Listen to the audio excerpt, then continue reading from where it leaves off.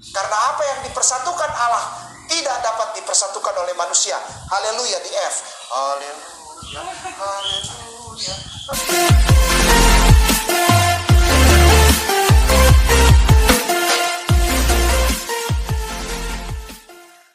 Ya, shalom teman-teman semua, dimanapun kita berada pada saat ini, kiranya kita semua tetap berada dalam keadaan sehat, dan apapun yang merupakan aktivitas kita sepanjang hari ini, kiranya Tuhan Yesus memberkati. Dan kembali berjumpa lagi di channel kita ini, yaitu Semayan Yasin. Terima kasih buat teman-teman semua dan juga para sahabat yang sudah mendukung perkembangan channel ini dengan setia. Dan kiranya kita tetap menggunakannya untuk menjadi berkat bagi semua orang. Nah teman-teman, pada video kali ini kita akan membahas ada sekelompok mualaf yang mengejek ayat-ayat Alkitab dan juga mengejek pelayanan para pendeta. Di mana di kelompok mereka itu ada salah seorang yang baru-baru mualaf dan kemudian dia memberikan kesaksian tentang dirinya dan keluarganya. Dan ditanggapi oleh Ustadz Kainama dengan cara mengejek kekristenan. Nah teman-teman, sebelumnya mari kita simak videonya yang berikut ini. Dengan anak saya 3 itu perjalanan hidup panjang. Dengan anak 3 ditinggal suami. Ya akhirnya saya masuk Pentakosta. Enggak tahu kemana, udah Pergi. meninggalkan saya dengan anak-anak saya. Akhirnya saya ketemu lagi, jodoh lagi. Loh, kan belum bercerai sama suami yang pertama itu, kan dia pergi. Bukan wafat kan? Bukan, dia enggak. Cuman dia sepertinya udah menikah lagi. Apa yang dipersatukan Tuhan tidak bisa dipisahkan oleh manusia. Ada amin saudaraku. Oh saudaraku, aku mau sampaikan apakah engkau dijamah oleh kuasa itu. Ale. Jangan kau. Tapi dia sudah menikah lagi sepertinya. Menikah lagi. Oh, iya, ya. Ya nggak apa-apa, udah itu Ya. urusan orang Ya. lain itu biarin. Terus akhirnya saya ketemu Pusing lagi. juga soalnya kalau mikirin gitu. Di satu sisi mereka bilang tidak boleh. Di satu sisi tidak boleh. Apabila engkau melihat wanita hai laki-laki dan hatimu mengingini wanita itu, maka engkau berzina. Keras. Apabila seorang menikah dengan seorang perempuan, seorang laki-laki meninggalkan ayah dan ibunya, lalu bersatu dengan istrinya, lalu dia menjadi satu daging, maka tidak ada yang bisa memisahkan mereka. Karena apa yang dipersatukan Allah tidak dapat dipersatukan oleh manusia. Haleluya di F. Haleluya. Haleluya. Nggak bisa. Tapi pada kenyataannya banyak yang main. Bahkan pendeta ada yang berani tumpang tangan, padahal dia tahu ini sudah punya istri 2, 3, sudah dia tumpang tangan untuk berkati lagi. Di sisi lain mereka menggempur Islam yang katanya Islam membenarkan poligami, melecehkan kaum wanita, menyakiti hati istri pertama, kedua, daripada lu kau dikawinin. Jadi itu dia video singkatnya teman-teman. Singkat saja, saya mengambil inti dari video mereka yang berdurasi panjang, dimana ketika perempuan yang baru-baru mualaf ini, dia memberikan kesaksian tentang dirinya bahwa dia mualaf itu sebenarnya di kesaksian panjangnya teman-teman, atau di durasi panjangnya video fullnya, dia pindah ke agama Islam itu karena dulu waktu COVID kemarin itu orang Kristen itu dilarang beribadah di gereja katanya, sehingga ibadahnya melalui online katanya. Dan kemudian dia berpikir, kenapa orang Kristen ini takut beribadah?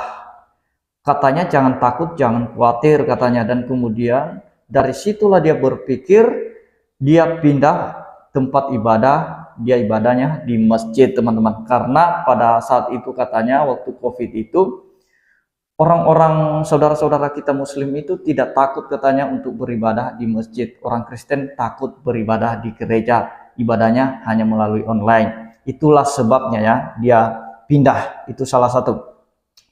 Dan kemudian apa yang disaksikannya, dia berkata bahwa dia sudah pisah dengan suaminya, di mana suaminya meninggalkan dia. Nah, ini yang kita tidak tahu kebenarannya. Apakah suaminya yang meninggalkan dia atau dia yang meninggalkan suaminya? Padahal menurut kesaksiannya, dia sudah mempunyai 3 anak.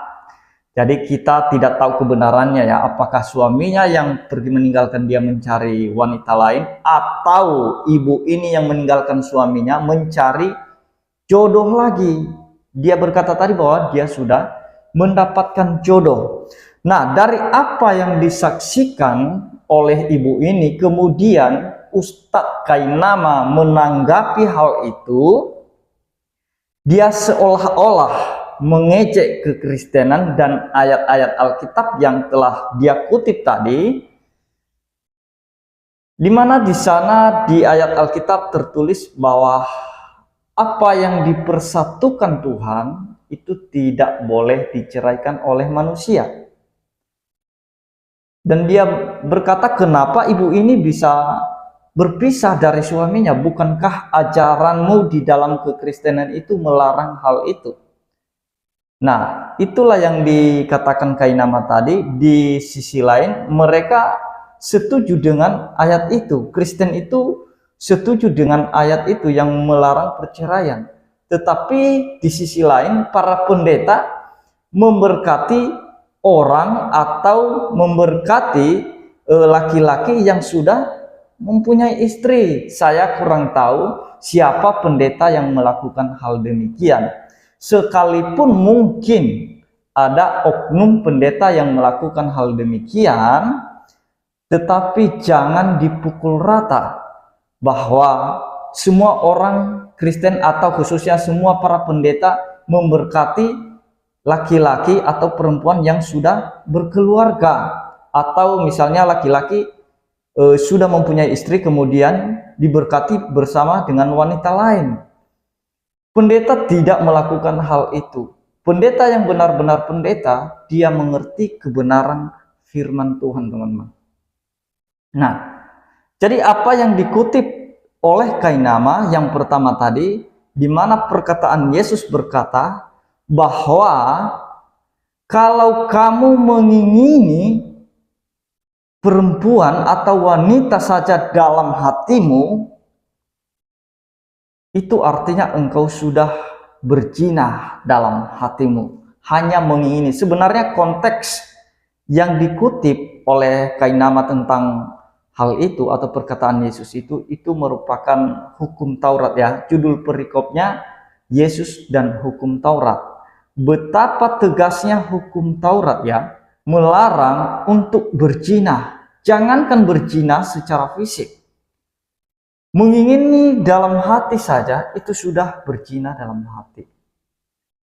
Nah, jadi kemudian Kainama dia salah sebut tadi sebenarnya ya.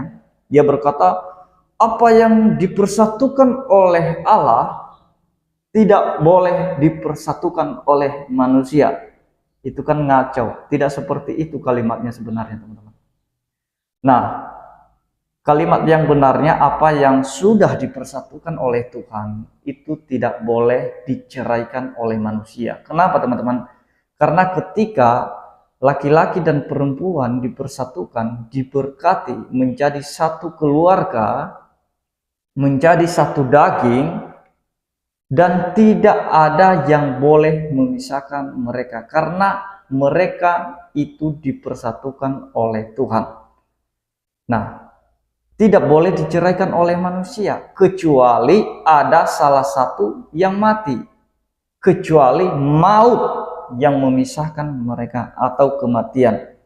Itu merupakan ketetapan Allah.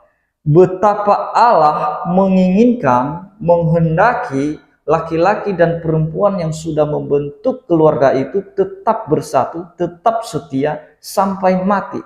Tuhan tidak pernah menginginkan perceraian. Itulah sebabnya Yesus berkata bahwa tidak boleh cerai kecuali karena zina. Dan sekalipun mereka sudah bercerai mungkin karena zina, salah satu dari antara mereka ini, laki-laki dan perempuan, tidak boleh menikah dengan orang lain. Apabila mereka menikah dengan orang lain, maka mereka hidup di dalam zina. Kecuali setelah mereka bercerai, kemudian ada salah satu meninggal dari antara laki-laki atau perempuan, barulah boleh mereka mencari pasangan. Harus nunggu mati salah satu. Sebab kalau hidup dua-duanya, tidak boleh mencari pasangan lain. Nah, artinya teman-teman, kenapa Yesus melarang keras perceraian?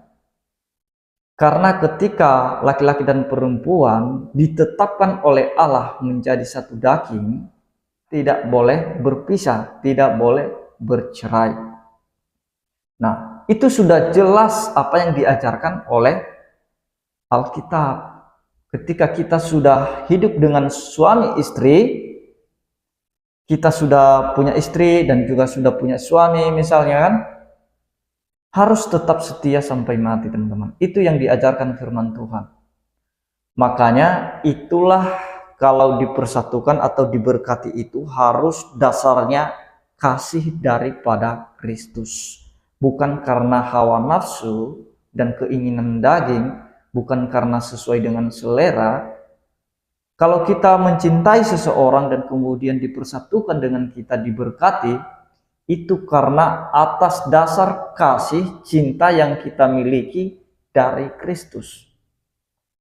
Yang siap menerima apa adanya, kelebihan dan kekurangannya siap diterima. Jangan kemudian nanti kekurangan dan kelebihannya itu, atau mungkin kekurangannya lebih cenderung ke situ, kita jadikan alasan untuk kita meninggalkan dia. Nah, makanya di Kristen itu sebelum menikah, itu harus dikonseli dulu, dinasehati dulu, sesuai dengan ajaran firman Tuhan. Apa tanggung jawab suami, apa tanggung jawab istri. Suami harus mengasihi istri. Bagaimanapun bentuk fisiknya mungkin, karakternya, sifatnya, harus mengasihi istri. Dan istri ini harus tunduk pada suami. Jadi tunduk itu bukan dalam pengertian diperbudak ya istrinya, bukan. Tetapi tunduk mengikuti apa yang merupakan perintah suami mungkin. Nah, jadi tentu saja di mana-mana itu di dalam keluarga pasti ada kesepakatan bersama jika memutuskan sesuatu atau merancang sesuatu, melaksanakan sesuatu di dalam keluarga itu, apa mungkin rencana-rencana ke depan, ya harus sesuai keputusan bersama. Itulah indahnya dalam kekristenan, khususnya dalam hubungan suami istri. Jadi tidak sembarangan, jangan nanti punya istri, kemudian punya istri lagi, kemudian punya istri ketiga lagi. Nah, dalam pengertian apa yang disampaikan oleh Yesus, itu secara tidak langsung Tuhan Yesus melarang untuk berpoligami. Sekalipun kamu sanggup kaya, seperti yang dikatakan Kainama. Ya kalau kamu sanggup, ya tidak apa-apa punya istri 2, 3, 4, sampai 100. Nggak apa-apa. Silakan saja kalau sanggup, kata Kainama. Jadi artinya teman-teman, ada beberapa alasan dari oknum-oknum ustadz, ya sebagai bukti bagi mereka mengasihi janda-janda mungkinnya, jadi mereka menikahi janda-janda atau perempuan-perempuan lain. Bentuk kasih mereka supaya tidak menderita janda itu, supaya tidak melarat, supaya tidak terlantar. Jadi mereka bantu dengan cara menikahi dan kemudian dinafkahi. Nah, tidak seperti itu yang diajarkan oleh Tuhan Yesus, teman-teman ya. Kalau mau bantu para janda, itu bisa bantu tanpa harus menikahi mereka. Itu kata firman Tuhan. Tanpa harus menikahi mereka, kita dapat menolong dia secara materi, memberikan dia kebutuhan, memperhatikan dia, tanpa harus menikahi, tanpa harus menjadi istri.